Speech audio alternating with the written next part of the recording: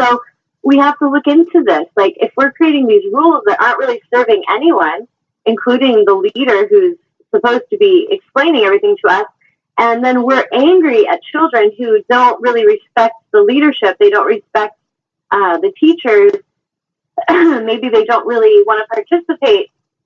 I feel like a big part of this shift will come from the fact when we wake up to realize that these children are very intelligent. And it's kind of like taking, if you take a pack of dogs, wild dogs, children, to me, it's very similar energy. If you have dogs and they are all hanging out, they quickly establish and figure out who the leader is. The leader is that calm, assertive energy. They're going to be the alpha leader every time. And so in different structures, like our education, our healthcare, in religion, whatever creation you want to make for a system, there's that same energy going on. So sometimes these leaders that are bullies, they will kind of intimidate and push people around to get a sense of being in charge, and maybe not even a sense. Many times these are the ones that are in charge. But the ones that are being submissive, they can feel instantly when something's out of alignment. The difference is that if they don't do anything about it, they don't say anything about it, they don't express their truth, they don't challenge that misalignment, then this is how we as society participate in keeping it just the way it is. So today, I feel like the big topic here is to help us each see how we have power in shifting this stuff. If we are going to complain about something, then we need to look at our own part in how we are participating in it. And we could look at how we have power to shift and change it. And if we're not wanting to be in our power and we don't want to speak our truth and we just are intimidated and we tuck our tail and we just accept whatever we're told, then we're enabling it. We're actually participating in the misalignment.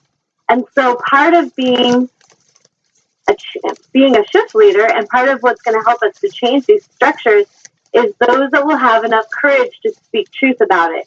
Those that will have the courage to shine the light on those situations and to actually stand up for what is right and just. And so if we're just complaining about what's going on in our government, which I hear it all the time, people would love to complain about things, but then I watch them, and the ones that are complaining about how there's no integrity, there's no compassion, there's no care, there's no honesty.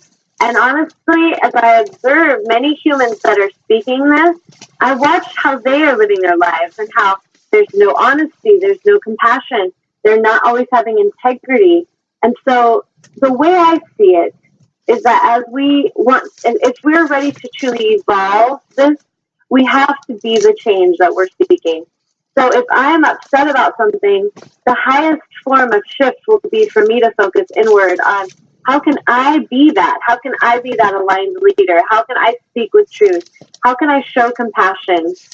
How can I have patience and respect and have integrity? And so the people that don't want to look into that, they often will be angry and frustrated by this mirror. It's an energetic mirror. Everything that comes into our life is mirroring something to us. It's all interconnected. So if I'm really angry and lashing out about something and I'm not tuning in to see what this is mirroring to me, I can often miss an opportunity for greater expansion and understanding of myself. So if those of us that are in this country and we're angry about things that are happening on the planet, if we sit back and we do nothing except complain, we are participating in the vibrational misalignment of harmony and peace and justice. But if we can see and observe that things are out of alignment, yet we keep our own thoughts consistently focused on alignment, on love, on unity, on compassion, on respect, integrity, and we're living in that flow, we're maintaining that vibrational alignment, then we have a greater impact to actually shift that structure away from this structure that's not working towards this structure that we are calling in, that we're ready to co-create. And that's vibrationally going to be very powerful. So if each of us were practicing this together, if every one of you listening today really claimed complete ownership over your own energy, your own stuff, really looked into how am I participating in the misalignment? How is it that today, am I going to choose today to be authentic and live in my integrity? Am I going to challenge the misalignment around me? Or am I going to just tuck my tail, pretend it doesn't matter, and go home and talk shit about them? Or am I going to just be angry and bitter and frustrated and stressed and be, put out that vibration but do nothing? Or am I going to be just like those misaligned leaders and go and bully my family around when I get home? There's so many factors to it. So we have opportunities to really look into the greatest thing that's going to shift this planet situation will be when we each become accountable and responsible individuals.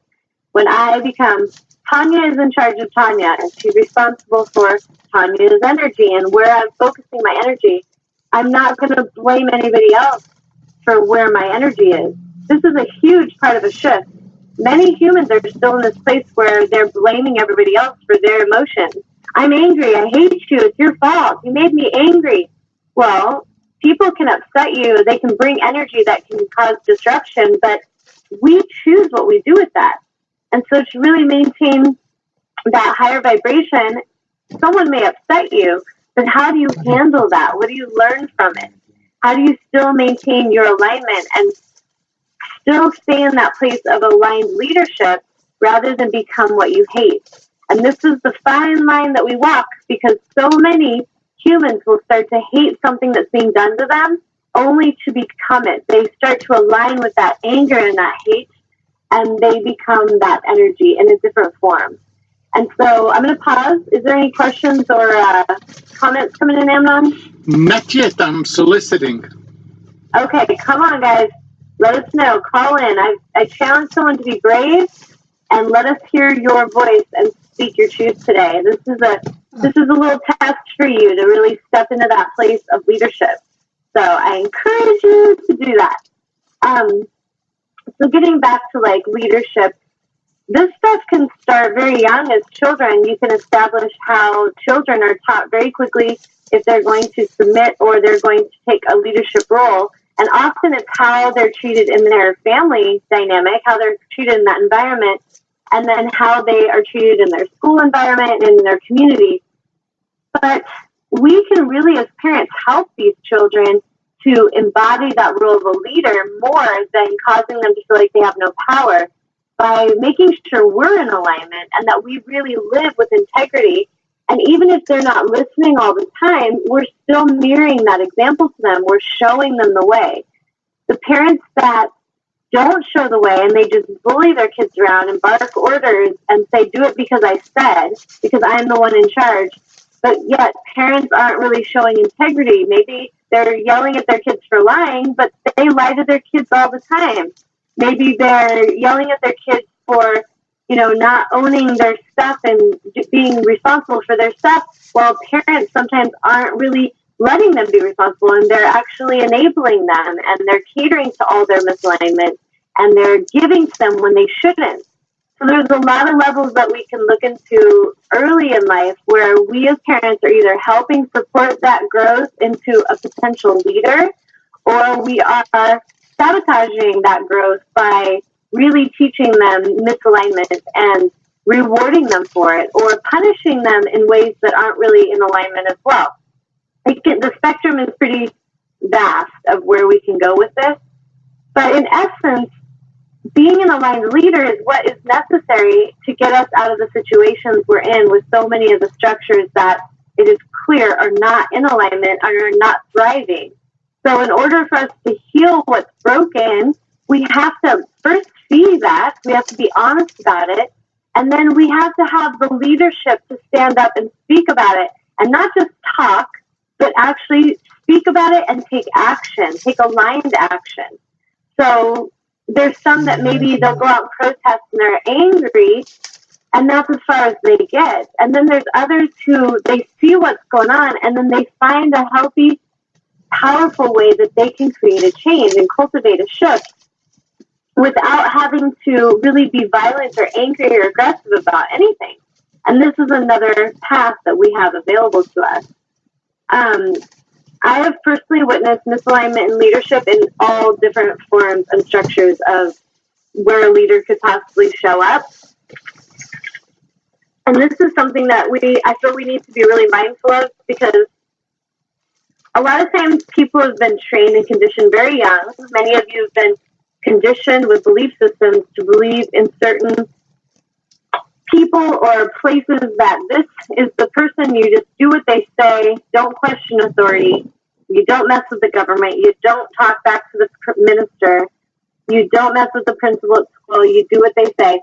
There's a lot of these belief systems we've been taught that really are not in alignment from the very, very beginning. And so, yes, we want to teach our children to show respect to everyone. That's a basic thing that an aligned parent will be teaching. But do we tell them that they shouldn't question authority, or that they shouldn't stand up for what they really believe is true and shouldn't speak their truth? I feel that that's one of the most important things to encourage a future leader to know they have permission to do. But what I observed and what I lived through was not that at all. It was you do what the misaligned adults say no matter what. And you just suck it up and you deal with it, because that's just the way it is. And this is what is running our country right now. This is what's really kind of running the world if we look around. A lot of energies that have intimidated and bullied are in charge. And there's a select few, really, if you look at the numbers on the planet, the numbers of people that are being oppressed and are suffering in some form, compared to the numbers that are leading and ruling and controlling it, there's not a lot of the leadership that's there compared to the numbers that are being controlled. So if we just all woke up today and really took back our power and started to really speak our truth, whatever opportunity that truth is able to be given, imagine the amazing shift and evolution that we would have so fast. But this is going to have to come from many, many humans awakening into their own power and speaking and not being afraid to anymore.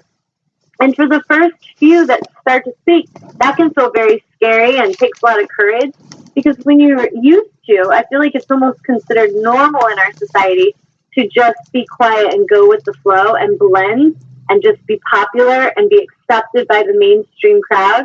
That's kind of just like what we've been trained to do. Like, don't stir the pot too much. Don't create too much ruckus, because if you do, you're going to be outcast in some way or shunned.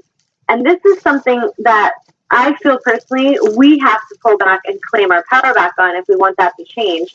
Because if we wait for the ones that are out of alignment, that are controlling the masses, to change, we are in trouble, because they're not going to. And if we really look into why would a human choose to be out of alignment? Well, there's a lot of reasons. If I am, say, a political leader and I am used to barking orders out and having everyone work hard for me and do whatever I say, and I am wealthy and I've got everything I could ever imagine, and no one can touch me because I have created this energy so strong to where everyone's so intimidated by me that no one dare question me, then I, of course, am not going to want to give any of those humans power, or even the illusion that they could possibly have power. That is what the game is all about. So if you have misaligned leadership, it doesn't matter if it's in a church. It could be a priest or a minister who is dictating rules to everyone while doing whatever they want and getting everything given to them. But at the same time, they're not really showing respect to the masses who are supporting them. It's out of alignment.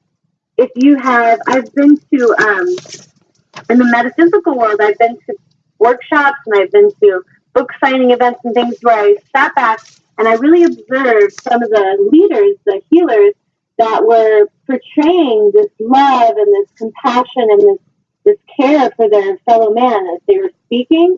But then I observed that if anyone tried to actually speak and stand up for what they believed and it didn't go with what that teacher was saying, they were quickly shunned or silenced. The energy was moved to someone new to talk so that they would quiet them down. And this is another form of control. I often will see healers that have been so angry of the systems that are not working in society. that they're so angry about it. But then what they do is they create their own club. They create their own form of that same control, but they're just wearing a different costume.